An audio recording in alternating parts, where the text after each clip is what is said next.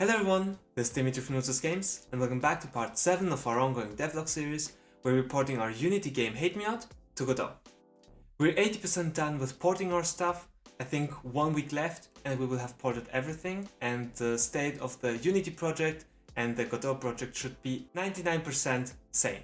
But let's focus on what we did this week. And there's one thing that's especially interesting, which we're going to show you later, how we managed to implement a near identical effect that we had in Unity using the trail renderer in Godot with only Godot built-in systems. This was very funny because we were searching for anything that could potentially provide the functionality of a trail renderer inside of Godot. We didn't find anything, so I was like, okay, I'm just gonna make something quickly. And the result was a very hacky script that works, so let's see. But let's start first with the first topic, which is going to be the UI that my girlfriend implemented. So this is how the title screen looks right now. Most of the stuff are exactly the same, we only are missing the header here, but this is going to be a very simple thing to add. So for now this looks very cool. Hate Me Not will get a full release and we're very happy about that. You have the classic settings here, you can adjust the settings, although they don't do anything for now. We first need to implement the audio manager and then it would work. We used to have here also analytics settings to turn them on and off, but because we switch away from Unity Analytics and we're not going to use that, for now we don't have an alternative we want to use, so we are going to run for a while without analytics. But that's also fine. And we have of course here all of our social media, especially the YouTube, which you are watching right now. And Twitter, I don't do anything, and TikTok, I used to do more, and you can send us a mail if you want to say how much you like our games, or feedback, or anything. Basically, yeah. But, and we try to push a little bit our Discord now. If you want to get some more frequent updates of the in-development stuff, you can check stuff there. But let's go here, and we have the credits. The game started as a GMTK game, and this is all of the participants that started off. And now everybody who is still developing is just my girlfriend, I, and my friend from Greece.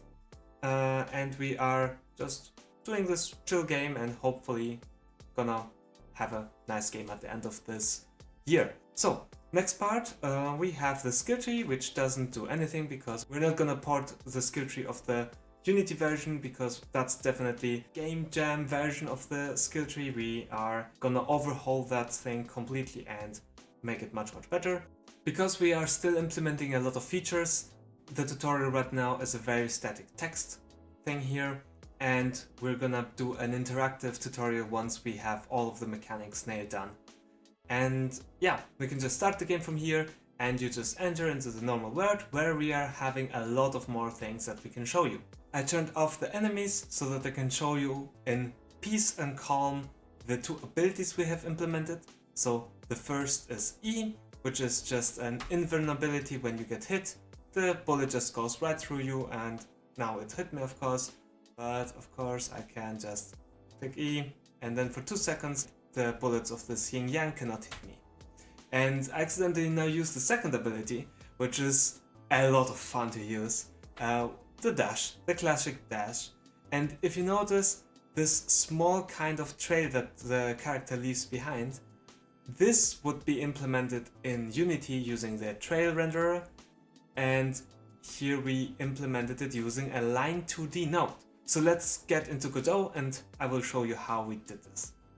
Basically, we added to the player a line 2D node, so this one here, and we set up the values so that it looks nice when there are a few points already set. So I'm just gonna create a few of them and I'm gonna drag them here around, and then you can see a little bit how this would look like. And once we changed these parameters here, so we added the transparency and stuff like that.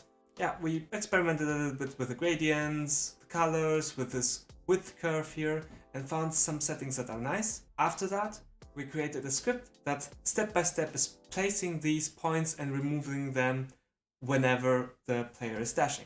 So we can go into the script now and check it out in detail.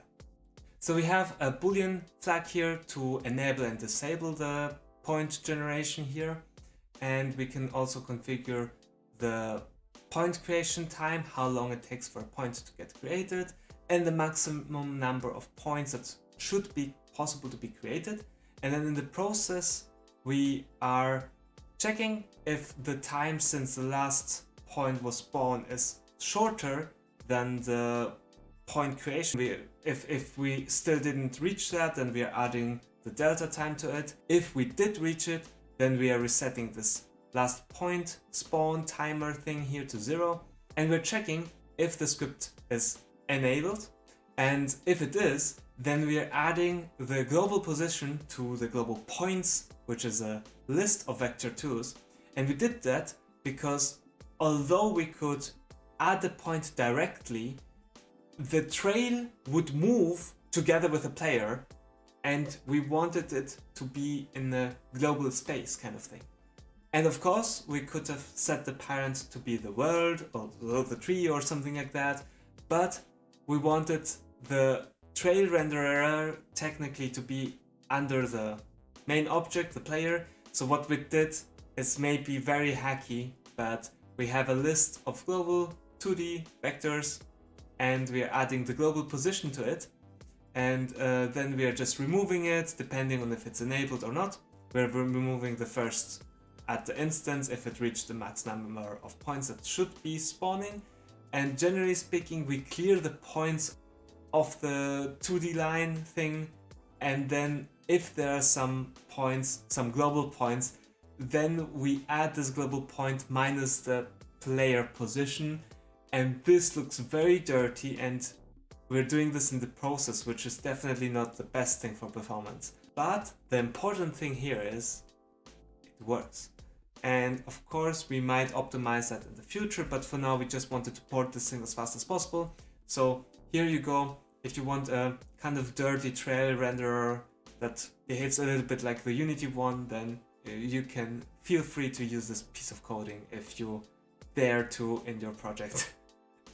Okay, but enough of this madness here. Let's go to the final, most bigger point here, which is the new enemies that we added. So we added the rest of the enemies. For now they only change in the shape, in the size, and in the health, speed, kind of only stat values up until now. They don't have a very, let's say, specific move set or kind of special behavior. The goal of all of them is just to reach this yin-yang thing. The new thing we added in Godot was pathfinding using the nav mesh, which makes them not always go straight in a line, which is nice. Funny side effect, although we are not 100% sure if we're gonna keep it this way. But in any case, these are the main changes we have done. And maybe one more thing is that we added this totem yes, of course, we also added screen shake when the enemies are hitting the yin yang, and please ignore the bug right now that the health can be less than 20. And yes, let's go back to the thing that I wanted to say earlier. We have these totems that are going to be spawning randomly inside of the white space, and there are going to be two consequences when you choose to accept them. There's going to be a beneficial one, like getting a new weapon or something like that, and there's going to be a negative one, which is going to be kind of like a debuff sometimes. And when you press F, there's a nice particle animation here, which I tried to work with, and I think looks kind of nice. So that's it for this week's devlog. Basically, we managed to have ported almost 80% of the content. The only thing left are weapons, audio manager, some minor like polishing things, but they are like very minor, definitely very quickly to do.